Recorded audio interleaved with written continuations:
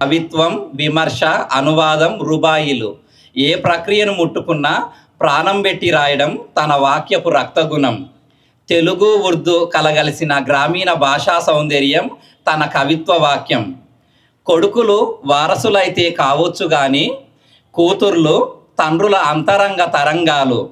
కొడుకులు వారసులైతే కావచ్చు గాని కూతుర్లు తండ్రుల అంతరంగ తరంగాలు అని ఆడబిడ్డల గురించి ఏనుగు నరసింహారెడ్డి సార్ అంటారు.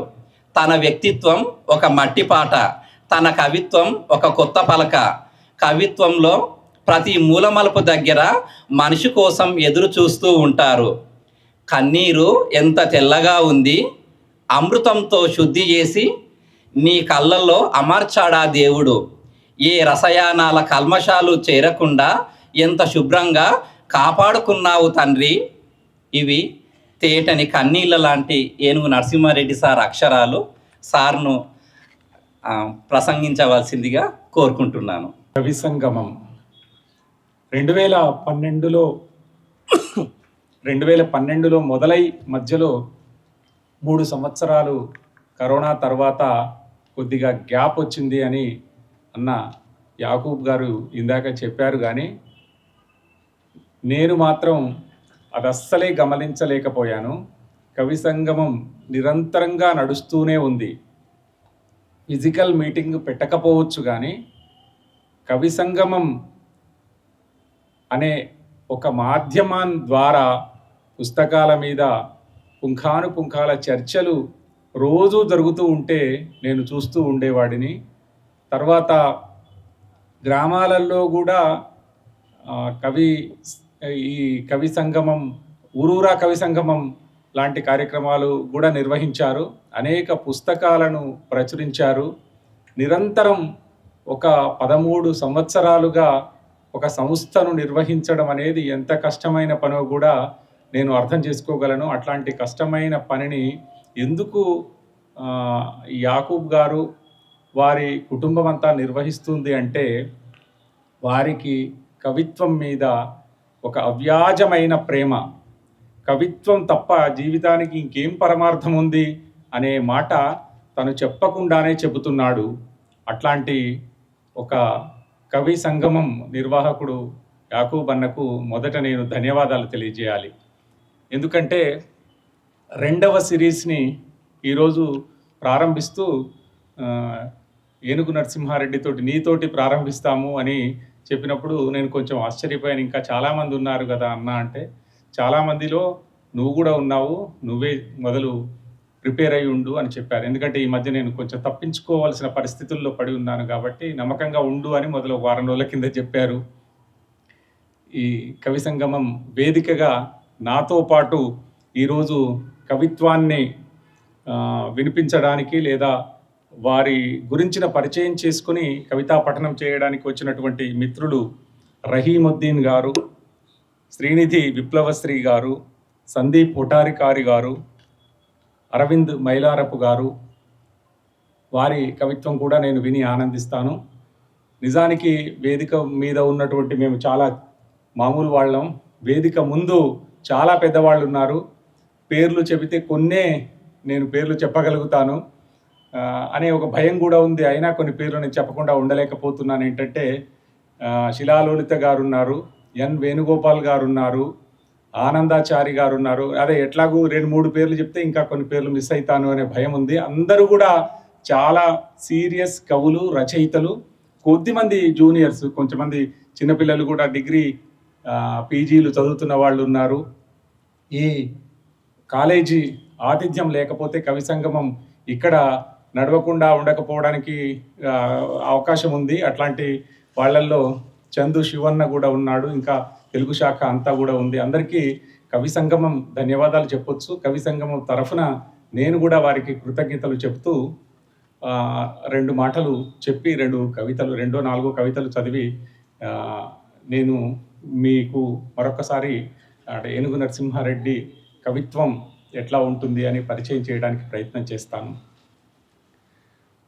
తెలుగులో మొట్టమొదటి అనువాద కావ్యం మహాభారతంలో శ్రీవాణి గిరిజాశ్చిరాయ దధతో వక్షో ముఖాంగేషు ఏ లోకానాం స్థితి మా వహంత్య విగతాం. ఆ శ్లోకం అయిపోయిన తర్వాత తెలుగు ఏముంది అని అనుకుంటే మొట్టమొదటి ఒక మాట ఉంది, అని సకల భువన రక్షణ ప్రభువులై ఆద్యులైన హరిహర హిరణ్యగర్భ పద్మమా వాణీపతుల స్తుతించి తత్ప్రసాద సమాసాదిత్య జనిత ఆ వచనం ఉంది.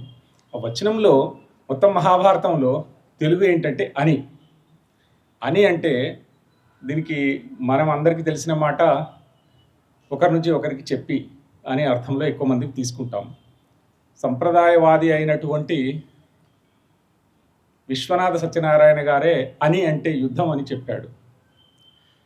తర్వాత దీన్ని ఇంకా కొంచెం ముందుకు చదువుకుంటూ వస్తే శ్రీశ్రీ గారు నిజమే యుద్ధం పరస్పరం సంఘర్షించిన శక్తులలో చరిత్ర పుట్టెను అని చెప్పాడు. తర్వాత ఇంకా కొంచెం ముందుకు వచ్చి చూస్తే గాజు కెరటాల వెన్నెల సముద్రాలు, జాజి పువ్వుల అత్తరు దీపాలు, మంత్రలోకపు మణిస్తంభాలు, నా కవితా చందనశాల సుందర చిత్ర విచిత్రాలు అని తిలక్ కవిత్వానికి మనం అందరం కోరుకునే ఒక అద్భుతమైన నిర్వచనాన్ని ఇచ్చారు. ఇంత మాట్లాడడం ఎందుకంటే ఈ లోకానికి ఇప్పుడు నేను చెప్పిన 2-3 మాటలకు సంబంధించిన వ్యవహారం ఏది ఉన్నవాడిని కాదు. మా కుటుంబం కానీ నేను కానీ ఎక్కడి నుంచి వచ్చాము అంటే ఒక్క అక్షరం కూడా మా ఇంట్లో పలికే అవకాశం లేని ఒక మామూలు దిగువ మధ్య తరగతి కుటుంబంలో నుంచి వచ్చి నీకు కవిత్వం రాయడానికి ఏం ప్రేరణ అని నన్ను 2-3 వేరే వేరే ఇంటర్వ్యూల్లో అడిగారు. నిజానికి నేను ఇప్పటికీ అది పరిశోధిస్తున్నాను.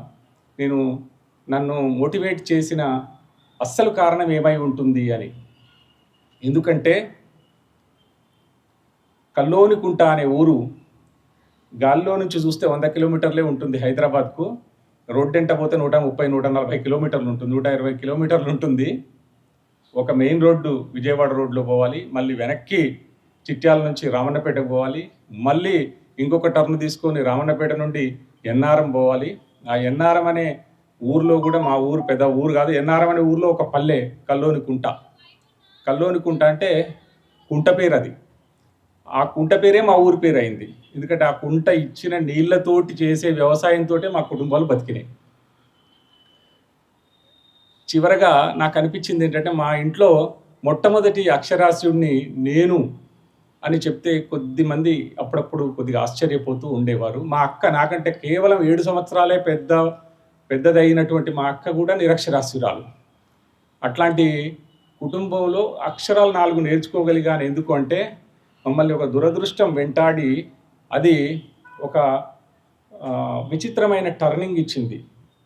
నేను 3 సంవత్సరాల వయసున్నప్పుడు మా నాన్న చనిపోయినప్పుడు బతుకు తెరువేది ఉన్న ఊర్లో లేక తప్పనిసరి ఈ చిట్యాల అనే ఒక పట్టణ వాతావరణం ఉన్న గ్రామానికి మేము మైగ్రేట్ కావలసి వచ్చింది. కాబట్టి అక్కడ నన్ను బళ్ళో వేస్తే తప్ప మా అమ్మ కూలీకి పోలేదు గనక నేను బళ్ళో చదువులో చేరాను.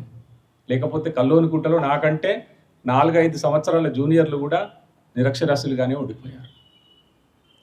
అట్లాంటి టర్నింగ్ వల్ల నేను ఒక మంచి బడిలో పడ్డాను. ఆ బడిలో పడి ఇక్కడ ఒక మాట చెప్పుకోవాలి. ఎట్లా వచ్చింది అనేది నేను సరిగ్గా ఆన్సర్ చేయలేను, ఇంకా పరిశోధిస్తూ ఉన్నాను. మేము 4th క్లాసులో ఉన్నప్పుడు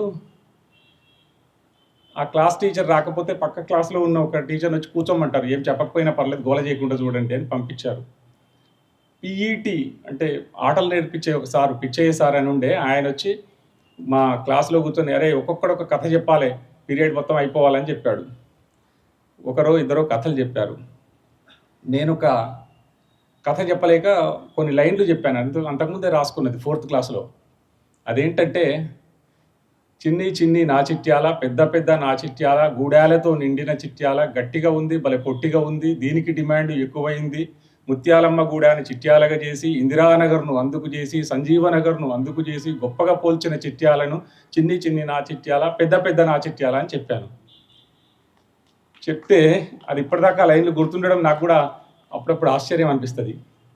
రాసుకున్న వాక్యాలు అప్పుడు రాసుకున్నాను. అట్లా రాస్తే మా పిచ్చయ్య సారు రూల్ గర్ర ఉండేది. పీఈటీకి కాకుండా మామూలు టీచర్లు కూడా రూల్ గర్ర ఉండేది. ఆయన కొంచెం గట్టిగా కొట్టగలిగే పరిస్థితి ఉండేది. గుండు మీద ఒక్కటేసాడు, బొడిసి వచ్చింది. ఏం రాసినవరా ఇది? చిన్ని చిన్ని నువ్వే అంటావు, పెద్ద పెద్ద నువ్వే అంటావా? చిన్ని చిన్ని నా చిట్యాలంటావు, పెద్ద పెద్ద నా చిట్యాలంటావు. మళ్ళీ ఇంకేదో కొన్ని తప్పులేరి ఒక కొట్టిండు, బొడిసి వచ్చింది. ఇక తర్వాత మళ్ళీ ఎప్పుడు ఇది ఎవరికి వినిపించొద్దు అని అనుకున్నా. కొన్ని రోజుల తర్వాత ఇదే లైన్లు చదివి, నువ్వు మీ పీటీ సార్ కొట్టిండంటున్నావు కదా, నేను ఎందుకు మరి జవాబు చెప్పలేదు అంటే, నాకేం తోయలేదు సార్ అని చెప్పిన వేరే సార్కి. నా ఉద్దేశం ఏంటంటే, ఆయన చెప్పిండు, ఇది చిన్న ఊరు చిట్యాల. చిన్న ఊర్లో రైస్ మిల్లులు ఉండడం వల్ల కూలీల కోసం అందరూ హమాలీలు, లేబరు అందరు ఈ ఊరికి వచ్చి ఈ ఊరు పెద్దగైంది. చిన్ని చిన్ని నా చిట్యాల పోయి పెద్ద పెద్ద నా చిట్యాల అయింది. అదిరా నువ్వు చెప్పాలనుకుంది అని ఆయన చెప్పిండు నాకు. తర్వాత గూడాలతో నిండిన చిట్యాలు, కొన్ని గూడాలు అంటే వాడల పేర్లు చెప్పి చిట్యాలను కట్టిన. ఇది మొదటి రాతలాగా నాకు గుర్తుంది. అది 4th క్లాస్లో రాయడం కొంచెం ఆశ్చర్యమే. ఆ తర్వాత హై స్కూల్లో ఒక లైబ్రరీ ఉండేది మాకు. ఆ లైబ్రరీని చూడమని ఎవడైనా పుస్తకాలు తీసుకుపోతే వాళ్ళకి ఇచ్చేసి మళ్ళీ తెచ్చిన తర్వాత లెక్క చూసుకొని అందులో పెట్టుకోమని నాకు మా సార్ ఒక ఆయన అప్పచెప్పాడు. అక్కడ నాకు కొన్ని పుస్తకాలు దొరికినాయి. రష్యన్ అనువాదాలు కూడా ఆ స్కూల్లోనే నేను 10th క్లాసు 9th క్లాసు మధ్యలో చదివాను. బహుశా అది ఒక రీజన్ అయి ఉండొచ్చు నేను ఇందులోకి ఎంటర్ కావడానికి. ఇంకా ఒకటి ఏంటంటే, బాలజ్యోతి అనే ఒక పత్రిక ఉండేది. అది పిల్లలకి నవలల పోటీ పెట్టింది. పిల్లలకి పెట్టిందో పెద్దలకు పెట్టిందో నాకు ఇప్పుడు కరెక్ట్గా గుర్తులేదు. అందులో ప్రైజ్ వచ్చిన ఆవిడ వసుంధర అప్పటికి. కానీ ఆ పోటీకి నేను కూడా నవల రాసి పంపించాను 9వ తరగతిలో, ఊరు మారింది అని. ఈ ఊరు మారింది నవల రాయడానికి పిల్లలు రాస్తే వాళ్ళ హెడ్ మాస్టర్ కానీ వాళ్ళ తల్లిదండ్రులు కానీ ఇది మావాడే రాశాడని సర్టిఫికేట్ పెట్టమని ఉంది అందులో. నేను మా హెడ్ మాస్టర్ దగ్గర తీసుకుపోయి ఈ 120 పేజీల అరటావు పేజీలని తీసుకుపోయి ఆయనకి ఇచ్చి, సార్ ఇది నేను రాసిన సర్టిఫై చేయండి సార్ మీరు, నేను పంపుతా అని అన్నా. ఆయన కొంచెం ఆశ్చర్యపోయి, నేను ఇది చూసి రేపు పెడతాపో అన్నాడు. తెల్లారి చూసి పెట్టాడు. పెట్టి చాలా మెచ్చుకొని భుజం తట్టి, నువ్వు చాలా బాగా రాసావురా అని చాలా సంతోషపడ్డాడు మధుసూదన్ రావు అని మా హెడ్ మాస్టర్ గారు. బహుశా అట్లా ఏమైనా బీజం పడి ఉండవచ్చు. ఇట్లా ఆలోచిస్తూ పోతే నేను హై స్కూల్లో ఉన్నప్పుడు కొన్ని పేరడీలు రాశాను. ఇంకొకటి సినిమా యాక్టర్ని అని నవల, ఎండమూరి ఇట్లాంటి వాళ్ళ నవలలు అప్పుడు బ్రహ్మాండంగా నడుస్తూ ఉండేది. నేను తక్కువ చదివేది, మా క్లాస్మేట్లో అమ్మాయిలు ఆ నవలలు ఎక్కువ చదువుతూ ఉండేది. ఆ నవలల ప్రేరణతోటి నేను ఒక నవల, సినీ యాక్టర్ని అనే ఒక నవల కూడా రాశాను. ఆ తర్వాత పాఠశాల అని ఒక స్కూల్ మ్యాగజైన్ ఉండే. స్కూల్ పిల్లలకి స్కూల్ మ్యాగజైన్ అంటే ఈ స్కూల్ నడిపించే మ్యాగజైన్ కాదు, పాఠశాల అనేది ఒక జనరల్ మ్యాగజైన్ ఉండే. అందులో 10th క్లాస్ పిల్లలు ఎగ్జామ్ ఎట్లా ఎదుర్కోవాలనే అది ఆన్సర్ చేస్తూ ఉండేది. దాంట్లో నేను 10th క్లాసులో ఉన్నప్పుడు శ్రీనాథుడు, నాకు నచ్చిన కవి శ్రీనాథుడు అని ఒక వ్యాసం రాసి పోస్ట్లో వేస్తే ఫోటో కూడా పెట్టి పంపించమన్నారు. ఫోటోతో పెట్టి ఆ వ్యాసం పడి ఉండే. అది మొదటి అచ్చైన రచన కింద నాకు బాగా గుర్తుంది. బహుశా ఈ అన్నింటి కారణం చేత నేను ఒక దయనీయమైన పరిస్థితిలో మా నాన్నని కోల్పోయి నేను చిట్యాలకు వచ్చాననే పరిస్థితిని మరిచిపోయి ఒక ఉత్సాహవంతమైన విద్యార్థిగా మారాను. బహుశా ఆ రీజన్ తోటే నేను రాయగలను ఏదైనా అని అనుకొని ఉంటాను అనిపించింది. దాన్ని మా నాన్న కల్లోనికుంటని వదిలి ఇక్కడికి పంపించడం వల్ల ఇది సాధ్యమైంది. నిజానికి ఒక దురదృష్టం నుండి వచ్చిన టర్నింగ్ పాయింట్ తోటి ఇది సాధ్యమైందని నాకు అనిపిస్తుంది. ఈ సందర్భాన్ని తర్వాత చాలా కాలానికి గుర్తు తెచ్చుకొని రాసిన ఒక పోయం నీడల దృశ్యం మా నాన్నది.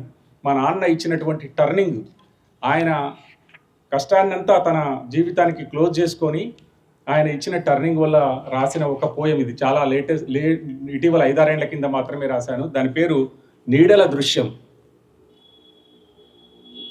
నీడల దృశ్యంకు ముందు కొంచెం సందర్భం చెప్పాలి. దిగువ మధ్యతరగతి అని కూడా చెప్పాను కాబట్టి మా నాన్న ఇద్దరు చిన్నాన్నలు కొంచెం ఇక్కడ ఒక ఆయన ఉంటే సరిపోతుంది, ఇల్లు గడవట్లేదని మా ఇద్దరు చిన్నాన్నలు మద్రాసుకు పోయి రిక్షా దొక్కారు కొన్ని నెలలు. అది వర్కౌట్ కాలే, ఈ రిక్షా దొక్కేదానికంటే ఇంకా ఊర్లోనే బాగుంటుందేమో అని మళ్ళీ వాపస్ వచ్చారు. ఆ తర్వాత మా నాన్న ఇక్కడే ఉండగా మా అమ్మ నేను 2 ఇయర్స్ ఉండగా పోయి పెనమలూరు అని కృష్ణా జిల్లా పక్కన ఉంటుంది, కృష్ణా జిల్లా విజయవాడ పక్కన ఉంటుంది. పెనమలూరు అనే ఊరిలో అగ్రికల్చర్ లేబర్గా పోయాము. మా అమ్మ కూలికి పోతే ఆ 2 సంవత్సరాలప్పుడు కూడా నేను ఒంటరిగా రోజంతా ఆడ గుడిసెలో గడిపానట, అది కూడా చెప్పింది. ఇవన్నీ అక్కడ ఉండంగా మేము ఎందుకు సడన్గా కల్వనుకుంటకు మళ్ళీ వచ్చామంటే నాన్న దగ్గరికి అయ్యిండు అని చెప్తే వచ్చాము. ఇది మా నాన్న చనిపోవడానికి ముందున్నటువంటి నేపథ్యం, అది గుర్తు తెచ్చుకుంటూ రాసింది. నీడల దృశ్యం. కాలం గాలి నా గొడుగునెప్పుడో తిరగేసుకుపోయింది. నా కవచకుండలాలనెవరో నాకు తెలియకుండానే దానం తీసుకున్నారు. మోటదారుల్లో మోకు తెగి నా కాలం వెనక్కి నడిచింది. బొక్కెన దిభిల్లుమన్నప్పుడు ఏ పాతాల గరిగే అందలేదు. దుబ్బజల్కల్లో దుమ్మురేగుతున్నప్పుడు నాగలి నడక చాలు తప్పింది. అందం తప్పిన ఆకాశంలో ఉరకక తప్పని పక్షి గుంపులో ఓ పిట్ట ఉన్నట్లుండే. తెగిపోయిన గాలిపటంలా పదే పదే వీళ్ళు పట్టమంటున్న పిట్ట రంగేది నాకు గుర్తులేదు. రెక్కలల్లార్చి మా వెన్నెముకల్ని నిలబెట్టే అవకాశం తనకు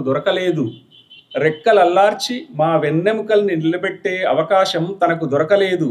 అన్ని ఋతువుల్లోనూ గూటికి పైకప్పు కాలేకపోయింది. నడవడానికి ఏ పిల్లతొవ్వ పరుచుకోకముందే అడిమీల పొద్దుగూకింది. అర్థాంతరంగా అంతర్ధానం కాకుంటే ఎన్ని సుద్దులు వినిపించేదో. పిట్టల హితవులన్నీ మాట్లాడుతున్న పిచ్చుకల మాటల్లో నిన్ను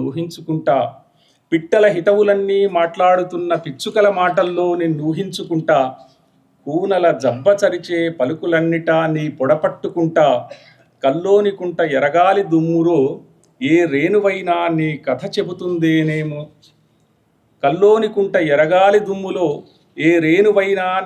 చెబుతుందేమోనని అడుగు పెట్టినప్పుడల్లా దోసిలి పట్టుకుంటా. పిట్టతో జ్ఞాపకాలే లేవు కాని మనిషితనం చాలించాకే కదా నాయన పిట్టై నా వెంట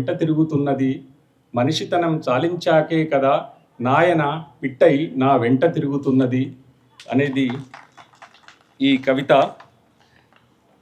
తర్వాత మేము చిట్యాలకు వలస వచ్చిన తర్వాత రకరకాల పనుల వల్ల మేము ఒక మోస్తరుగా ఒక స్థాయికి వచ్చిన తర్వాత తప్పనిసరి ఇంటర్మీడియట్లోకి ఎంటర్ అయినప్పుడు ఒక భిన్నత్వం ఉండే ఆలోచనలు ఉన్న మనిషిని నేను. అంటే నాకు 10th క్లాసులో అన్ని సబ్జెక్టులో బాగానే మార్కులు వచ్చేది కానీ లెక్కలు రావు.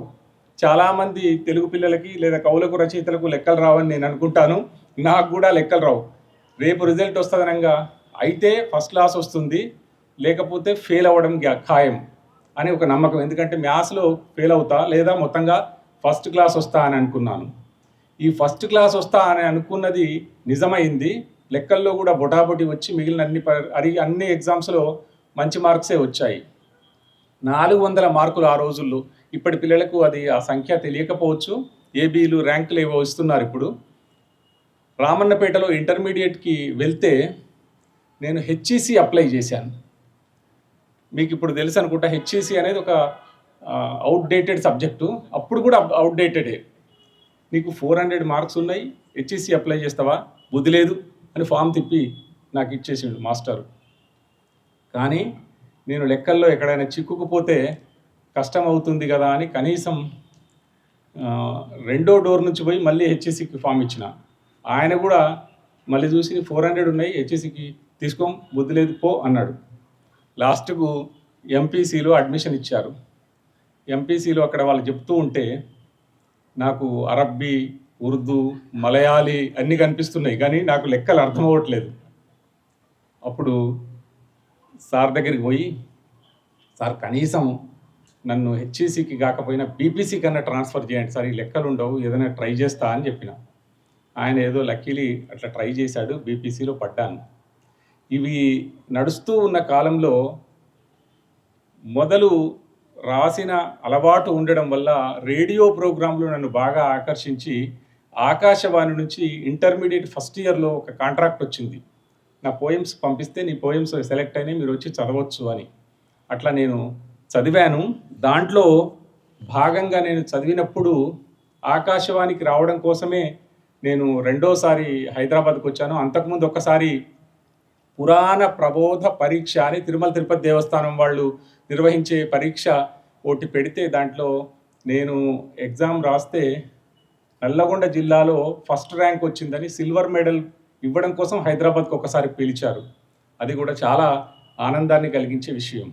ఇవన్నీ గుర్తు చేసుకున్నప్పుడు నిజానికి కల్లోనికుంట నాకు ఎక్కువ మెమరేబులా, చిట్యాల ఎక్కువ మెమరేబులా అనేది నేను తేల్చుకోలేని పరిస్థితుల్లో పడిపోయాను. దీన్ని నేను తెలంగాణ రుబాయిలు అనే ఒక పుస్తకం ప్రచురించిన సంగతి మీ అందరికీ తెలుసు. ఈ తెలంగాణ రుబాయిలు రాయడానికి ఒక నేపథ్యం ఉంది.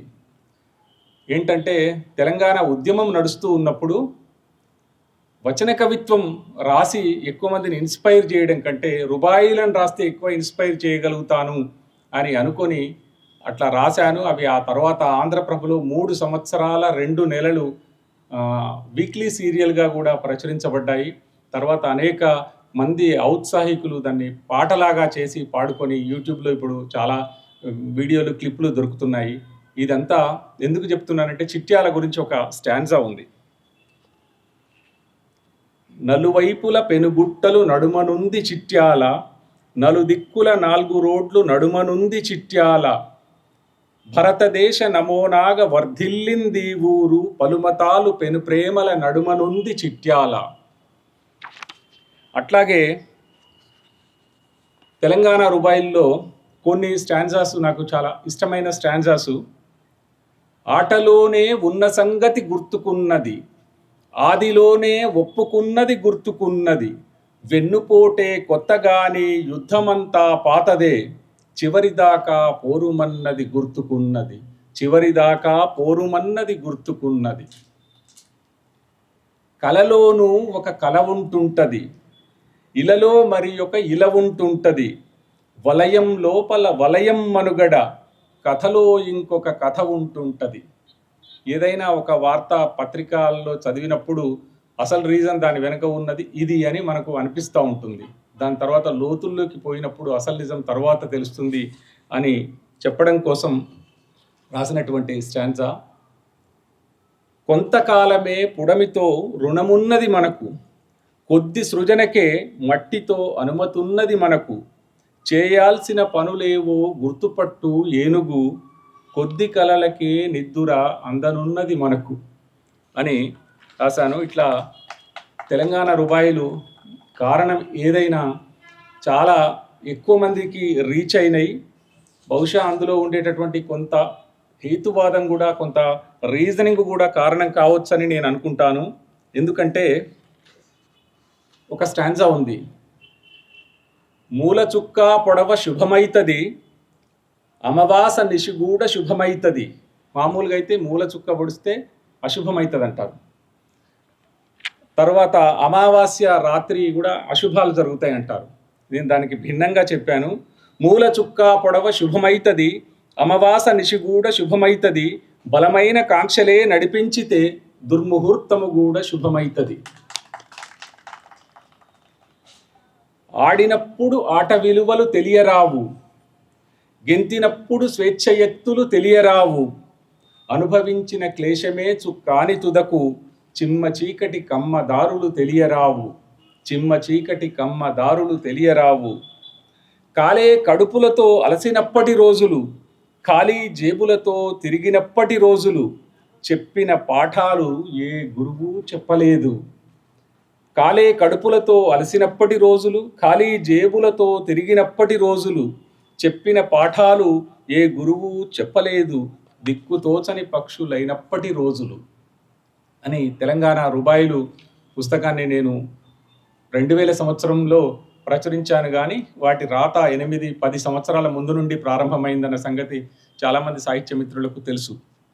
అయితే నేను ఇంటర్మీడియట్లో ఎట్లయితే ఇక్కడి నుంచి ఎంపీసీ నుంచి బీపీసీలోకి జంపు చేశానో, డిగ్రీలో కూడా ఒక అట్లాంటి జంపు మొదలైంది. ఏంటంటే నల్లగొండలో సీటు దొరక్క హైదరాబాద్లో ఎస్పీ కాలేజీకి వచ్చి తెలుగు మీడియం ఇంగ్లీష్ మీడియం అనే ఒక భ్రమ ఉండేది. నల్లగొండలో అయితే ఇంగ్లీష్ మీడియంలో ఈజీగా వస్తుంది సీటు, తెలుగు మీడియంలో కష్టం.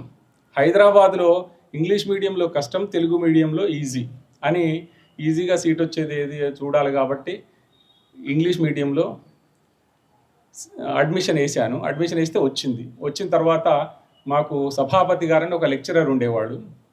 ఆయన చెప్తూ ఉండేవాడు. ఆయన వచ్చి ఫస్ట్ డైలాగ్స్ ఏం చెప్పేదంటే 2-3 see out of these 40 students only 2 or 3 will go to second year, remaining all will be detained అని చెప్పేవాడు. నాకు చాలా భయం వేసేది. చాలా యాక్టివ్గా మాట్లాడుతున్న వాళ్ళందరూ ముందు బెంచీల్లో 4-5-10 మంది ఉండేది. నేను వెనక బెంచీలు ఉండి చిట్యాల నుంచి వస్తే వీళ్ళే ఇంత యాక్టివ్గా మాట్లాడుతున్నారు, ఆయన వీళ్ళు ముగ్గురే ప్రమోట్ అవుతారు, మిగిలిన వాళ్ళందరూ పోతారండి. ఒకరో ఇద్దరు కాకపోతే 10 మంది అయినా అందులో మాత్రం నేను ఉండా అనుకొని 2 రోజులు ట్రై చేసిన. 2 రోజులు ట్రై చేస్తే ప్రతిరోజు ఫస్ట్ ఇది వచ్చి ఇది మాట చెప్పిన తర్వాతనే ఆయన ఇంకో పాఠంలోకి ఎంటర్ అయ్యేవాడు. అప్పుడు పోయి మా ప్రిన్సిపల్ దగ్గర పట్టుబట్టి, సార్ నన్ను తెలుగు మీడియంలోకి వేయండి సార్, ఏదైనా చదువుకొని పాస్ అవుతా లేకపోతే ఫెయిల్ అవుతా సార్ అన్న. ఆయన నన్ను తిట్టి అస్సలు తెలుగు మీడియం వద్దు, ఇంగ్లీష్ మీడియమే బాగుంటుంది, మేమంతా తెలుగు మీడియంలో చదువుకొని ఇంగ్లీష్లోకి వచ్చినాము, బాగుపడ్డాము, ఇప్పుడు ఏం కాదు పో అన్నాడు. లాస్ట్కు మళ్ళీ వచ్చి కూర్చుంటే మళ్ళీ ఫస్ట్ సుప్రభాతం స్టార్ట్ అయ్యేది. ఈ సుప్రభాతం వినలేక మళ్ళీ పోయి, సార్ నన్ను తెలుగు మీడియంలో వేయండి సార్, లేకపోతే నేను చదువు మానేస్తా సార్ అని చెప్పిన. ఒకరోజు నా బాధ పడలేక ఆయన నేను తీసుకుపోయిన పేపర్ చూసి, బుద్ధి లేదు నీకు, మంచిగా ఇంగ్లీష్ మీడియంలో చదువుకుంటే అయిపోయేదానికి, నీ కర్మ పో అని టీఎం అని రాసి ఒక సంతకం పడేసి ఇచ్చాడు. తెలుగు మీడియంలో పోయి కూర్చున్నా. తెలుగు మీడియంలో పోయి కూర్చుంటే తెలుగు సార్ ఒక ఆయన పబ్లిక్ అడ్మినిస్ట్రేషన్ లెక్చరర్ ఉండే, ఆయన ఏమన్నాడంటే, మీ 40 మందిలో ఒక 3-4 మాత్రమే సెకండ్ ఇయర్కి ప్రమోట్ అవుతారు, మిగిలిన వాళ్ళందరూ డిటైన్డ్ అవుతారని చెప్పిండు. సేమ్ ఉంది, రిపీట్ అయింది స్టోరీ అని నేను మళ్ళీ వెనక బెంచీలో కూర్చున్నా. నేను ఎట్లా చేయాలని ఆలోచించి అక్కడ బస్ ఎక్కి కోఠీకి పోయినా. కోఠీలో ఉన్న పాత పుస్తకాల షాప్లో డిగ్రీ 3 సబ్జెక్టులు ఉంటాయి, economics, political science, public administration, వాటికి సంబంధించిన పుస్తకాలు కొనుక్కొని ఇంటికి వచ్చి 1 నెల రోజులు దాన్ని మొత్తం ఇటు చివరి నుంచి ఇటు చివరి దాకా మొత్తం మొదలే చదివేసిన, వాళ్ళు చెప్పకముందే చదివి నోట్స్ రాసుకుని దసరా సెలవులకు ఒకసారి చదివేది, దీపావళికి 3 రోజుల సెలవులకు ఒకసారి చదివేది, తర్వాత ఇంకేదో చేసి మొత్తం మీద ఆ సంవత్సరం అయిపోయింది. రిజల్ట్ వచ్చింది, ఆర్ట్స్ ఫ్యాకల్టీ మొత్తంలో ఫస్ట్ ర్యాంక్ వచ్చింది నాకు. నేను డిటెన్షన్లో లేను, పాస్ కూడా అయినా అని ఆశ్చర్యపోయినా.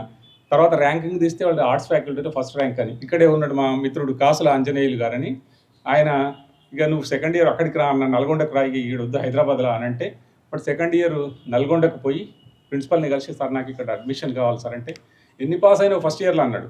అన్ని పాస్ అయినాయి సార్ అన్న. అన్ని పాస్ అయితే ఇప్పుడే ఇస్తే తీసుకొని వెంటనే ఇచ్చేసిండు. అక్కడ కూడా second year, third year arts faculty మొత్తంలో 3 సార్లకు ర్యాంకు అంటే ఫస్ట్ ర్యాంక్ తోటి పాస్ అయినా. ఆ ఆనందంతో నేను ఒక పట్టుబట్టిన, ఏంటంటే నేను ఇంటర్మీడియట్ సమ్మర్ హాలిడేస్లో రాసిన ఒక పగిలిన గుండెలు అనే నవలని ప్రజా పోరాటం అనే ఒక సాయంకాల దినపత్రిక నల్గొండ వాళ్ళు ఒకరోజు ఏదో సందర్భవశాత్తు మాటల్లో తెచ్చి ఆ నవల తెచ్చి అన్నాడు. ఆ నవల తీసుకుపోయి ఇస్తే దాన్ని డైలీ సీరియల్ చేశారు. నేను డిగ్రీ సెకండ్ ఇయర్ స్టూడెంట్గా కాలేజీకి పోతూ ఉంటే ఆ నవల 65 రోజుల పాటు డైలీ సీరియల్గా వచ్చింది. నాకు చాలా గ్లామర్ పెరిగిపోయి రచయితగా మారిపోయినప్పుడు. అట్లా సాహిత్యంలోకి ఎట్లా ఎంటర్ అయ్యాను అని యాకూబ్ అన్నప్పుడు ఇవి కొంచెం గుర్తు తెచ్చుకున్నా. ఈ గుర్తు తెచ్చుకున్న దాంట్లో భాగంగా ఇప్పుడు ఆలోచిస్తే నేను పోయిటరీలోకి ఎందుకు ఎంటర్ అయ్యా అనేది కూడా చెప్పవలసిన అవసరం ఉంది.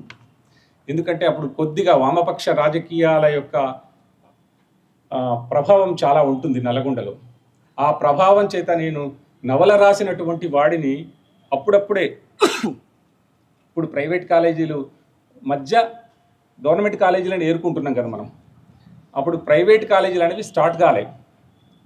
స్టార్ట్ అవుతాయి అనే ఒక చర్చ వచ్చినప్పుడు దాన్ని వ్యతిరేకిస్తూ కొంత అక్కడక్కడ ఉద్యమాలు కూడా నడిచాయి. అప్పుడు నేను ఒక పాట రాశాను. ఆపండిరా చదువులు అమ్ముకొనియేడు తీరు, తొడవండిరా శారదాంబ కన్నుల నీరు, అరమిలియనికు సీటు అమ్ముకొందురు చూడు, దొరబాబులే సీట్లు దోచుకొందురు చూడు, డబ్బు లేని వాడు దుబ్బుకు గొరగాని విధమునింకా వీరు విద్యలో చూపేరు, ఆపండిరా చదువులు అమ్ముకొనియేడు తీరు, తొడవండిరా శారదాంబ కన్నుల నీరు అని ఒక పాట రాసిన. పాట రాస్తే మా లోకల్ మిత్రులు దాన్ని వచ్చి దాన్ని ట్యూన్ చేసి పాడితే అప్పుడు నేను ఇక కవిత్వం పట్ల ఆకర్షణ చాలా పెరిగింది. అప్పటికంటే ముందు వచనం రాశాను, అంటే నవలలు 2-3 లెక్క, అంటే పని అవి అన్నీ ఏవి లెక్కకు వచ్చే నవలలు కావని నేను ఇప్పుడు అర్థం చేసుకుంటూ ఉన్నాను. కానీ నవలలు అంటే వచనం ఎక్కువ రాశాను. ఆ తర్వాత మెల్లగా కవిత్వంలోకి ఎంటర్ అయ్యాను. ఆ కవిత్వంలోకి ఎంటర్ అవుతూ ఉన్న క్రమంలో వలస దుఃఖం యొక్క బాధ నన్ను అప్పుడప్పుడు వెంటాడుతూ ఉండేది. ఎందుకంటే మేము కల్లోని కుంట నుండి చిట్యాలకి వలస వచ్చింది నాకు బాగా ఎప్పటికీ వెంటాడేటటువంటి ఒక వేదన. ఆ వేదనని ఒక పోయం కింద రాశాను. రాయడానికి కారణం ఏంటంటే అప్పుడు ఆంధ్రప్రదేశ్ కలిసి ఉన్న ఆంధ్రప్రదేశ్లో కరువు ఉందంటే కరువు లేదు, కరువు వల్ల ఎవరు చనిపోరు, అదొక మానసిక వ్యాధి అన్నాడు అప్పుడు ఒక మంత్రి. దాన్ని దృష్టిలో పెట్టుకుంటే నాకు ఇది గుర్తొచ్చి రాసిన ఒక పోయం మీకు వినిపిస్తాను. బతికి పోండ్రి దాని పేరు. ఇది ఆంధ్రజ్యోతి వివిధలో వచ్చింది. ఈ ఏట్లో ఇసక రెక్కలొచ్చి ఎగిరిపోయింది, ఎరగాలి దుమ్ము ముఖాన చిమ్మింది, బోరు పొక్కలు నోరు తెరిసినై, బావులు భంగపడ్డాయి, బజారు దివాలా తీసింది, పోండ్రి బిడ్డ పోండ్రి, పటేన్లకే పని లేదు, మనకు కూలేడ దొరుకుతుంది, అమ్ముదామంటే గుడిసె అడుగ్గూడా లేనోళ్ళం, రైను పెడదామంటే గంటెడు జాగా నోచుకోనోళ్ళం, నింగిన నెత్తి అరికాలంటే భూమి మనది కాదు కదా, పోండ్రి బిడ్డ పోండ్రి, పట్నంలో నన్న పని చూసుకోండ్రి బతుకుండ్రి, అయినా మీకు ఇక్కడేముందని, ఒక్క జడివానకే మీ గుర్తుల్ని చెడిపేసే మొండిగోడలు, ఒక్క చలిగాలికే టపా కట్టేసే ఈ ముసలిపానం, బతికుండడం కదా ముఖ్యం వయసున్న వాళ్ళైనా, భోగి పండగ నాటి కిరాణం అప్పు, చిన్నమ్మ నడుక్కున్న 20 రూపాయలు, రామవ్వ పెట్టిన 3 షేర్ల నూకలు, పెద్ద పిల్ల నెత్తికి కొబ్బరి నూనె బదుళ్ళు, సల్లగా బతికినాక నేను తీరుస్తానని అతక చెప్పుకుంటగని పోండ్రి బిడ్డ, ఈ ముసలి పానాన్ని వదిలిపోతున్నమని గుండె పగలకుండ్రి, సంటోని పాల కొరకన్నా నువ్వింత తిను, శాంతిం కడుపు మార్చుకుంటే బతికటోళ్ళు పోరలు బలైతరు, నన్ను చూడకుండ్రి పోండ్రి అని ఒక తల్లి చెప్తున్న మాటలు. ఊరి మొగసాల కింద, రావియాకుల గలగలల కింద, రాలిపోయే కన్నీటి కింద చెప్పుకోలేని బాధ బిడ్డ కరువు, వెంట వస్తే నేను కూడా మీకు బరువు, పోండ్రి బిడ్డ పోండ్రి అని ఒక తల్లి చెప్పిన మాటల్ని నేను ఈ కవితగా రాశాను. నిజానికి 2-3 కవితలు వినిపించాలనే నాది ప్రధానమైన ఉద్దేశంగా ఉండే, అయితే సందర్భాన్ని కొంచెం 2-3 మాటలు చెప్పి 2-3 పోయమ్స్ వినిపించి ముగిస్తాను. నేను డిగ్రీ అయిపోయి పీజీలోకి వచ్చిన తర్వాత నాకంటే ఒక 4-3 సంవత్సరాలు సీనియర్గా యాకూబ్ గారు అప్పటికి చాలా సీరియస్గా పత్రికల్లో కవిత్వం రాస్తూ ఉండడాన్ని నేను ఇంకా 4-5 మిత్రులతో సహా, అంటే బహుశా సీతారాము, యాకూబ్, నాకు గుర్తున్న 2-3 పేర్లు అయితే అవే. ఆ తర్వాత కొద్ది రోజులకు నేను ఎంఫిల్లోకి వచ్చిన తర్వాత శిఖామణి, ఈ పేర్లని చూసి నాకు ఇంట్రెస్ట్గా పోయిటరీ నేను ఇదివరకు రాసిన పోయిటరీ కంటే శ్రద్ధగా నా పోయిటరీని పరిశీలించుకోవడం అనేది ప్రారంభించాను. నేను అదృష్టవశాత్తు ఎంఫిల్లో కంపారిటివ్ లిటరేచర్లో చేరడం వల్ల శిఖామణి గారికి శిష్యుడినయ్యే అవకాశం కూడా దొరికింది.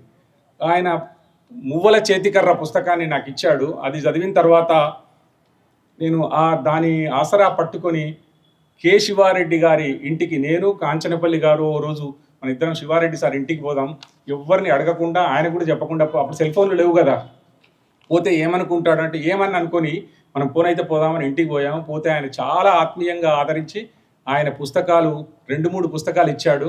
ఆ 2-3 పుస్తకాలు ఈ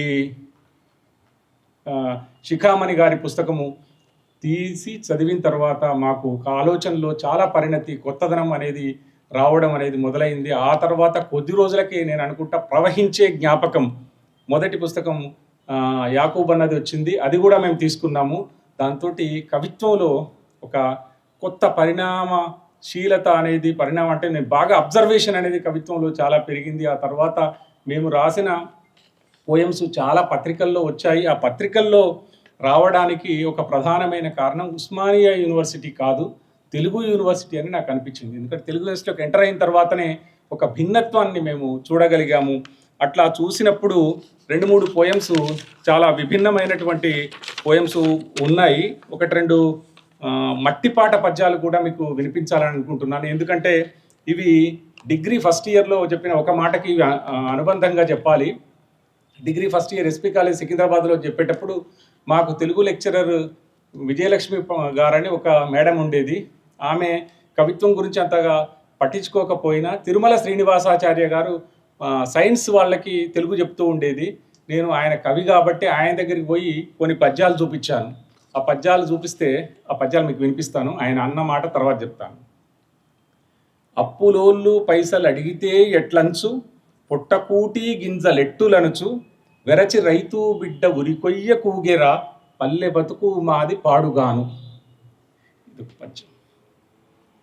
ఉన్న ఊరు నిడిసి, కన్న తల్లి నిడిసి, పంట చేల నిడిసి, పశుల నిడిసి, బోరు బండ్ల మీద ఘోరంగా తిరిగేము, పల్లె బతుకు మాది పాడుగాను. పల్లెలేల తరిగే పట్నమేల పెరిగే, తెలివి తోడ చూడ తేటపడు, ప్రపంచ బ్యాంకు బాకు పల్లె బొండిగా దించే, పల్లె బతుకు మాది పాడుగాను. అప్పు తీరేననడు ఆశలావిరియాయే, కూలు దొరికిననడు యాలబాయే, వయసు పోరల నోట బొంబాయి మాటరా, పల్లె బతుకు మాది పాడుగాను. ఇట్లాంటి కొన్ని పద్యాలు, ఇదొక్కటి చెప్తాను. బతుకు నుంచి రాని బద్మాషు సీరియల్స్, చూడనేలా తెలివి వాడిపోవా, స్టారు టీవీ గాథ సాగదీసే బాధ, పల్లె బతుకు మాది పాడుగాను. ఇట్లాంటి కొన్ని పద్యాలు రాసి, పుటకతోడ మనిషి బుద్ధిమంతుడే గాని పరిసరమ్ములసని పాడుజేయు, సకల వసతులున్న సౌభాగ్యమే గలుగు, పల్లె బతుకు మాది పాడుగాను. ఈ పల్లె బతుకు మాది పాడుగాను అనే పద్యాలు తీసుకుపోయి విజయలక్ష్మి టీచర్ మేడంకు చూపించలేదు నేను, ఎందుకంటే ఆమె కవిత్వం గురించి అంత శ్రద్ధ పెట్టినట్టు అనిపించలేదు. తిరుమల శ్రీనివాసాచార్య గారికి తీసుకుపోయి చూపిస్తే ఈ పాడుగాను ఏంది, ఇది బాలేదన్నాడు. తర్వాత ఈ తీతు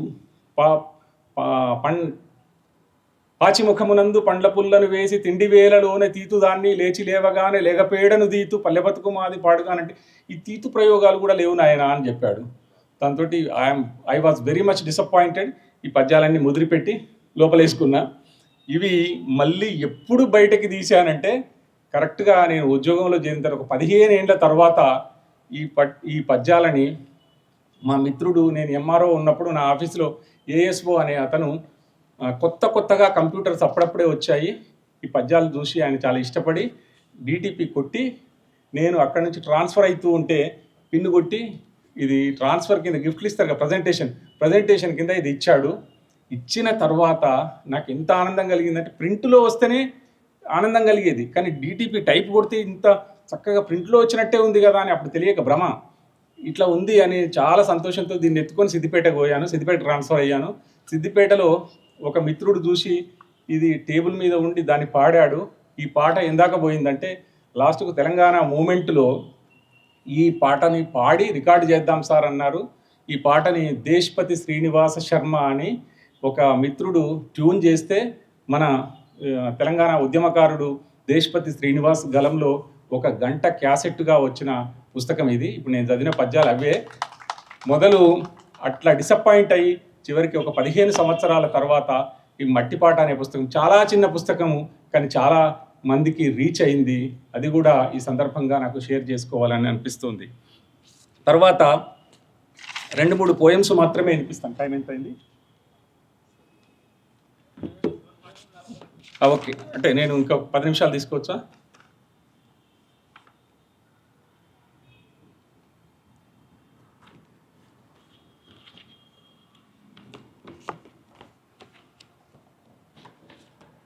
ఆ మధ్యకాలంలో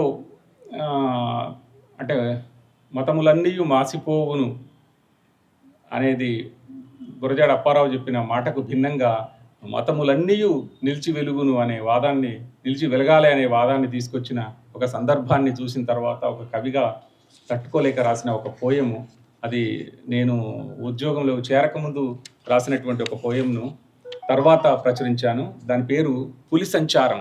ఈ పులి ఎవరో మీకు పోయం చదువుతూ ఉంటే తెలుస్తుంది. అర్ధబ్రహ్మచర్యం అట్టిపెట్టుకున్న పులి అదృశ్య కూనల్ని కన్నది. నల్లకోట్ల మురికిలో తక్కెడబాట్ల అడుగుల్లో పాసంగాల్లా పరిశోధన వ్యవస్థల మస్తిష్కాల్లో ప్రభావశాలుల్లా పులికూనలు పాగా వేయసాగాయి. అన్ని తుది తీర్పుల అంతిమ వాక్యాలు పులికూనలే రాస్తున్నాయి. గోవుల్ని ప్రేమించే పులి పసిబాలికల్ని కామించే మూకల మాతృభక్తికి మోజుపడుతున్నది. గోవుల్ని ప్రేమించే పులి పసిబాలికల్ని కామించే మూకల మాతృభక్తికి మోజుపడుతున్నది. దేవుడు జీవుల్ని కోరే వ్యవస్థ ప్రతీకలు కదా. ప్రాణం కన్నా శీలం కీర్తించబడే దేశంలో అసీఫాను దళిత ద్రౌపదిని చేసి పగలబడుతుంటే వ్యవస్థంతా పులి ముట్టించిన వెలుగులోనే వికృత నృత్యమాడుతున్నది. రాజుల రచ్చకే గజగజలాడిన లోకం యోగులకు పాలన అప్పగించి విలవిలలాడుతున్నది. రాజుల రచ్చకే గజగజలాడిన లోకం యోగులకు పాలన అప్పగించి విలవిలలాడుతున్నది. మానవులంతా ఒకటేననే వసుధైక కుటుంబం ఇంకో రకం మానవులసలే ఉండొద్దంటున్నది. ధర్మ మార్పిడితో తలెత్తుకోవడం మహానేరమంటున్నది. దైన్యానికి ప్రతిరూపాల కన్నీరు తుడవకుండా సర్వాంతర్యామిని మంటపం 4 గోడల నడుమ బంధించే వారి భుజం తట్టే పులి, ఊయలలో కలవరపడే మొగ్గల స్వప్నసీమల్లో విహారాన్ని నిలవేసి వెలుగు దివ్యను గర్భగుడుల్లో దాపెట్టిన పులి మహాస్వాముల ఆంతరిక రహస్యాలకి అడ్డుగోడగడుతున్నది. పులి గోవుల కనికరపు గొంగడి కప్పుకొని మనుషుల్ని వెంటాడుతున్నది. పులి గోవుల కనికరపు గొంగడి కప్పుకొని మనుషుల్ని వెంటాడుతున్నది. మనుషులంతా ఒక్కటి కావాలే, మనుషులంతా ఒక్కటి కావాలే, మతాలకు అతీతంగా మనుషులంతా ఒక్కటి కావాలే. పులిని బోనులో పెట్టాలి, పులిని బోనులో పెట్టాలి. ఇది ఒక పోయము. నిజానికి నేను తెలంగాణ ఉద్యమం అనేది ప్రారంభం కాకముందే తెలంగాణ సాంస్కృతిక ఔన్నత్యాన్ని మనం ఎంతగా పట్టించుకున్నాము అని చెప్పడానికి చాలా ఉదాహరణలు చాలామంది కవుల్లో దొరుకుతాయి. నేను నిజానికి ఒక పోయము తెలంగాణ ఉద్యమము దాదాపు 2000 సంవత్సరం తర్వాత నుంచే కొద్దిగా మొదలైంది. అంతకంటే ముందు రాసిన ఒక పోయం ఈ సందర్భంగా నేను వినిపించాలనుకుంటున్నాను. ఎందుకంటే బతుకమ్మ ఎవరో పేటెంట్ లాగా మాట్లాడుతున్నారు కదా. ఇది ఇక్కడి కవులకు కళాకారులకు, నిజంగా చెప్పాలంటే కవులు కళాకారుల కంటే సామాన్య ప్రజలు, చదువు లేని ప్రజలు ఓన్ చేసుకున్న పండగ కదా బతుకమ్మ. ఎవరికి పేటెంట్ ఉంటుంది దాంట్లో? నాకు పేటెంట్ ఉంది. నేను ఒకసారి ఆ పోయంని ఎట్లా చెప్పానో చూద్దాం. బతుకమ్మ కళ. చెట్లు పిట్టల దుప్పట్లను తీయనే లేదు, చెరువు కమలం పెదవులతో నవ్వనే లేదు, చల్లగాలి పల్సనైపై గెగరనే లేదు, మేం తంగేడు పూల మీద మంచు చుక్కల్ని తుడిచే వేకువ తుమ్మెదలమయ్యేవాళ్లం, మేమలా మూటగుట్టల మించి మూలవాయి డొంకల్లోకి పరుగు పెడితే పొద్దుటెండ పెట్టిన తొలి ముద్దుకు ఎర్రజల్కల్లో గునుగు రంగురంగులుగా పులకించేది. బతుకమ్మ దాపకం చీరలో జరీ అంచునైపోదామని ఒళ్ళంతా కళ్ళు చేసుకొని ఎదురొచ్చేది రెల్లుగడ్డి. ఒదిగి ముద్దై ఒడిచేరేవి రిల్లల గడ్డి చేమంతులు. దసరా సెలవుల్ని సోంపువ్వుకు అంకితం చేసి బుట్టల్ని అల్లుకున్న నల్లమబ్బుల్ని తరిమేస్తూ బోటిగుండు మీద ఆనందం జెండాల్ని పాతినప్పుడు బతుకమ్మ పండగ అక్కలకు బదులు మాకే 2 వారాల ముందు మొదలయ్యేది. పూలవేటతో పాటు ఏ గుట్ట చెలమలోంచి ఏ నీరొచ్చేది, ఏ గుహాముఖంలో కుందేలు కూర్చుంది, ఏ కొండ చర్యల నడుమ కొలను కోవెలలో ఏ జలదేవత కొలువుంది, ఏం వరమిస్తుంది. యావలు కలలై రాత్రిళ్ళు కనికరిస్తే కొండ కొస మీద దేవకాంతలు ప్రత్యక్షమై బంగారు బతుకమ్మను బహుకరిస్తే చెరువులో వదిలేయ మనసు రాక ఊగిసలాడుతూ మెలకువలోకొచ్చేవాళ్లం. ఎంగిలి పువ్వుకు, సద్దుల బతుకమ్మకు పూలగుత్తుల వంతెన కట్టి పాటల రహదారులను పరిచాకనే కొత్త పెండ్లి పిల్లలు పిండారబోసిన వెన్నెల్లో ఆటల ఆరిందలయ్యింది. చుక్కలు చంద్రుడిపై మక్కువ పడ్డట్లు బతుకమ్మలు చెరువుగట్టుకు బారుగడితే ఊరు సమస్త లౌక్యమూ మరిచిపోయి నీలాకాశపు సాయంతనంలో సేదదీరేది. అత్తగారిండ్ల కొత్త చీకాకుల మీద పట్టుచీరల పరవశాల్ని తొడిగినట్టు పాటలో పాటగా పరవళ్ళు తొక్కేవి కాలిగజ్జలు, కొత్త గాజులు. కట్ట మీద సుట్టుకాముడు నడుమ బతుకమ్మ పగడమై మెరిస్తే ఆట సూదంటురాయిగా మారేది. సీతమ్మ శోకంలో శోకం పెట్టే చప్పట్లు, ఒలిగొండ వలిరాజుల వైభోగాన్ని నింగికెత్తే రాగలయలు, పేదల దుఃఖానికి చరమ గీతాలు పాడిన వైతాళికులకు హారతులు. వాళ్ళు జోరుగా పాడితే మా పటాకీలు మరింత జోరుగా, వాళ్ళు పాడడం ఆపితే వెక్కిరింతగా. గాలి చెక్కిలిగా చెంపల్ని తాకినప్పుడు, నాచువాసన ముక్కుల్ని ముంచినప్పుడు, రేయి నల్లని రెక్కల్ని విప్పినప్పుడు ఆట మాత్రం ఆగేది, పాట బాటల్లా సాగేది. దూరంగా కొండ నింగిని కలిసే చోట సృష్టి లోతుల్ని కొలవాలని పండిన గోరెంటల పర్వం మించి నీట వాలి లోనికి జారేది బతుకమ్మ. అలలు పాదాలకు గొలుసులు కడుతుంటే జలస్పర్శకు జంకి నిలువుగానో అడ్డంగానో తలలూపి తప్పని వీడ్కోలు పాటలో తరలిపోయేది. పోయే పోయే గౌరమ్మ, పొన్నాగంటి గౌరమ్మ, తాడులోతు నీళ్ళల్లో తరలిపోయే గౌరమ్మ, మళ్ళొచ్చే పండుగకు మళ్ళీ మళ్ళీ రావమ్మ. ఇది నేను బతుకమ్మ తెలంగాణ ఉద్యమం పుట్టడానికంటే 2-3 సంవత్సరాల ముందు, అంటే ఉద్యమం పుట్టడం అంటే ఉద్యమం అంతకుముందు లేదని కాదు, మనసుల్లో ఆ భావన లేదని కాదు, అట్లా మనము సాంస్కృతిక ఔన్నత్యాలను కవులు, రచయితలు వాళ్ళ భౌతిక రాజకీయాలకు భిన్నమైనటువంటి పద్ధతుల్లో ఎప్పుడూ తలపోస్తూనే ఉంటారు అని చెప్పడానికి ఇది ఒక ప్రతీక, ఇది ఒక ఎగ్జాంపుల్ అని మాత్రమే నేను చెప్పదలుచుకున్నాను. అయితే సమయం కూడా చాలా అయినట్టుంది, నేను ముగిస్తాను. ముగించేటప్పుడు అదే నేను ఇందాక చెప్పాను కదా, నేను పద్యం పంచకావ్యాలు కానీ లేకపోతే బృహత్రయీ కానీ పెద్దగా తెలియని కుటుంబం నుంచి ఇప్పటికి వచ్చినటువంటి వాడు ఏనుగు నరసింహారెడ్డి అవి ఇవి రాసి పద్యాలు కూడా రాశాడా అని అంటే, పద్యాలు అవసరం కోసం రాస్తాను.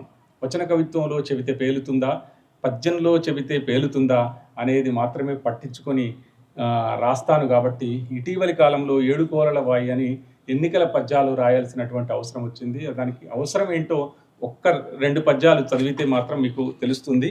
అవి: దేశాన స్వాతంత్ర వేషానికప్పుడే 3 మూడిపాయే, ప్రజల పాలన పేర పరిహాసమప్పుడే 7 ఏండ్లు ఎల్లిపాయే, సకల జనులకంత సమమన్న ఓటింగు అడుగు వర్గము సేమ మరయదాయే, 5 ఏండ్లకొకసారి అరుగుదెంచెడి నేత తన లాభమే తప్ప తలచడాయే, ఎన్నికల రాగమెత్తుతూ ఎదురు వచ్చి పంచవర్షాన జరిపేరు పర్వదినము, దాని ఎత్తెంతో లోతెంతో దలచగానే గుర్రు పిట్టోల ఉరికేరు తుర్రుమంటూ, మాయ మాటల హామీల మర్మమెరిగి గుర్తు లేకుండా ఓటెట్ల గుద్దుతావు, ఓరి ఎంకన్న దోస్తుగా ఒర్లుబోతూ ఒక్క మాటన్న వినవార తిక్కలోడ.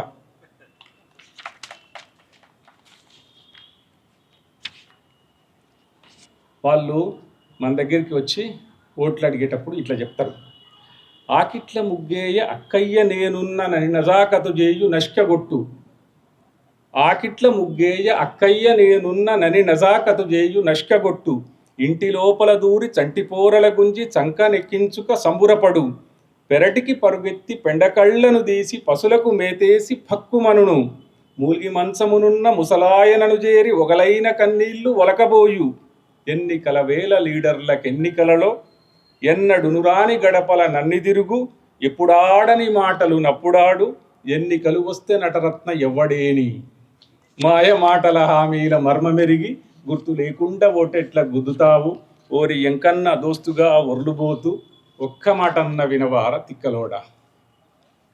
తెల్లవారక ముందే గల్లీల జొరబడి మోరీల కంపెల్ల పారజూసి, సందులో గందగి ఎందుకున్నది అని అధికార గణముపై ఆడిపోసి, మంజీర నల్లాల మంచినీళ్ళేవని ఉగ్రుడై బాజారు నూపి ఊపి, ఇప్పుడు నోనిపై నిప్పు కనికలేసి అభివృద్ధికి దూరం ఆమెడనుచు, తనను గెలిపించ చూపింతు పనితనంబు ఇటుల చేతును కార్యముల్ చిటికలోన అంటూ వాగ్దాన మాలికన్ అరచిపాడు, వాడే ఈ కాలపోళ్లకు లీడర్ అంటే, మాయ మాటల హామీల మర్మ మెరిగి గుర్తు లేకుండా ఓటెట్లా గుద్దుతావు, ఓరి ఎంకన్నా దోస్తుగా ఓర్లు పోతూ ఒక్క మాట అన్న వినవార తిక్కలోడ. ఇది ఒక్క మాట, ఇది తప్పనిసరిగా ఈ ఒక్క పద్యం చెప్పి ముగిస్తాను. వాళ్ళు ఎంతకైనా మనకి ఏది కావాలంటే అది ఇస్తారు. మధ్యాహ్నము రోజు మటను బిర్యానీలు మస్తుగా తీరైన మందుతోడ, సాయంత్రము రోజు సమ్మగా విందుండు, చుక్కతో నంజుకోన్ ముక్కలుండు, తీరైన చేపలు పేరైన రొయ్యలు, పీతలుండును నాల్క ప్రీతి కొరకు, చికెన్ ముక్కలు లేక చిందేయగా రాజు, లెగ్గు పీసుంటేనే పెగ్గు దిగును, తిండి లేకున్న ఎన్నిక తీపి ఏమి, మందు లేకున్న తిండిలో మజయలేదు, అందురన్ని పార్టీల వారందజేస్తూ 4 రోజులు గడిచేను నాటకాలు, మాయ మాటల హామీల మర్మమెరిగి, గుర్తు లేకుండా ఓటెట్ల గుద్దుతావు, ఓరి ఎంకన్నా దోస్తుగా ఒర్లుబోతూ ఒక్క మాటన్న వినవార తిక్కలోడ అని 101 పద్యం రాయాల్సిన అవసరం సృష్టించిన ఎన్నికలు. నేను ఏదైనా అవసరం కోసమే రాశాను. ఈ సందర్భానికి ఇది సూట్ అవుతుంది అంటే రాశాను. ఇది నా బాధ్యత అని భావించిందే రాశాను. అందువల్ల కవిత్వం మాత్రమే కాకుండా అడపాదడప విమర్శలు చేయాల్సి వచ్చింది. తెలుగు హిందీ జాతీయోద్యమ గీతాలు అనే పరిశోధన, గుర్రం జాషువా డిలాన్ థామస్ కవిత్వంలో బాల్యం అనేటటువంటి పరిశోధన, తర్వాత ఊహల వేదిక అనేటటువంటి ఒక విమర్శ పుస్తకము, అంతరంగం అనేటటువంటి ఆధునిక కవిత్వ విమర్శ, సమాహార అనేటటువంటి ఆధునిక కవిత్వ విమర్శ, ఆధునిక సాహిత్య విమర్శ చేశాను. ఇవి కాకుండా హైదరాబాదు గురించి, హైదరాబాద్ పబ్లిక్కి తెలియని సందర్భంలో హైదరాబాద్ విషాదం అనే పుస్తకాన్ని ఇంగ్లీషులో నుండి లాయక్ అలీ రాసినటువంటి ట్రాజడీ ఆఫ్ హైదరాబాద్ను తెలుగులోకి ట్రాన్స్లేట్ చేశాను. ఆ ట్రాన్స్లేషన్తో పాటు ఒక విమర్శ వచ్చింది. ఏంటంటే, నువ్వు అది అంత ముస్లింల పక్షపాతంగా ఉన్నటువంటి పుస్తకాన్ని ఎందుకు ట్రాన్స్లేట్ చేసావు అని కొంతమంది పడని వాళ్ళు, గిట్టని వాళ్ళు నాకు వెనక నుండి కొన్ని రాళ్ళేశారు. నేరుగా తగాదా పెట్టుకోకుండా కూడా బయట చెప్పారు. దాంతో ఇది ముస్లింలది స్పెషల్ స్టోరీ కాదు, ఇది ఒకనాటి ప్రధానమంత్రి లాయక్ అలీ రాసినటువంటి ఇంగ్లీష్ పుస్తకాన్ని తెలుగు ప్రజలకు తెలియకుండా ఉండడం న్యాయం కాదు కాబట్టి నేను చేశాను. అంటే మరి అటు సైడ్ ఒక స్టోరీ ఉంటుంది కదా, అదెందుకు చేయవు అన్నారు. దాన్ని మనసు మీదకి తీసుకొని the story of the integration of the Indian states అని విపి మీనన్ అప్పటి క్యాబినెట్ హోమ్ సెక్రటరీ రాసినటువంటి పుస్తకాన్ని తెలుగులోకి అసఫ్ జాహీ సంస్థానం విలీన గాథ అనే పేరుతో అనువాదం కూడా చేశాను. నేను పనిచేస్తున్నటువంటి రెవెన్యూ శాఖలో రావాల్సినటువంటి మార్పులను గుర్తిస్తూ తెలుగు రాష్ట్రాల రెవెన్యూ వ్యవస్థ నిన్న నేడు రేపు అనే పుస్తకం కూడా రాశాను. అట్లా నేను ఒక బాధ్యతాయుతమైన రచయితగా మారడానికి ఈ సొసైటీయే నాకు అవకాశం ఇచ్చింది. నేను ఎక్కడి నుండి వచ్చానో, నేను వచ్చిన స్థానం నుండి వచ్చి ఈ సొసైటీ నాకు ఇంత ఇచ్చినప్పుడు ఈ సొసైటీకి నేనేమి ఇవ్వాలి అనే ఆలోచన చేస్తూ రచన చేస్తూ ఉన్నాను. రచన అనేది ఎవరికైనా ఒకరికి ఉపయోగపడకపోతే ఆ రచనకు పెద్ద ప్రయోజనం ఉంటుందని నేను నమ్మను. అట్లా ఆలోచించినప్పుడు కవిత్వమే కాకుండా కవిత్వేతరం కూడా కొంత రాస్తూ ఉన్నాను. ఏదేమైనప్పటికీ కవిత్వమే నా ప్రధానమైనటువంటి రచన, నా శ్వాస, నా ఇష్టమైనటువంటి టాపిక్ కూడా కవిత్వమే. కవిత్వం తప్ప నాకు జీవితంలో అంత ప్రధానమైనది ఇంకేదీ లేదు. అది మా కుటుంబ సభ్యులందరూ విమర్శగా అంటూ ఉంటారు, మన మిత్రులందరూ జోక్గా అంటూ ఉంటారు, కానీ అది నేను నిజంగా ఒప్పుకుంటూ ఉంటాను. Thank you. నమస్కారం.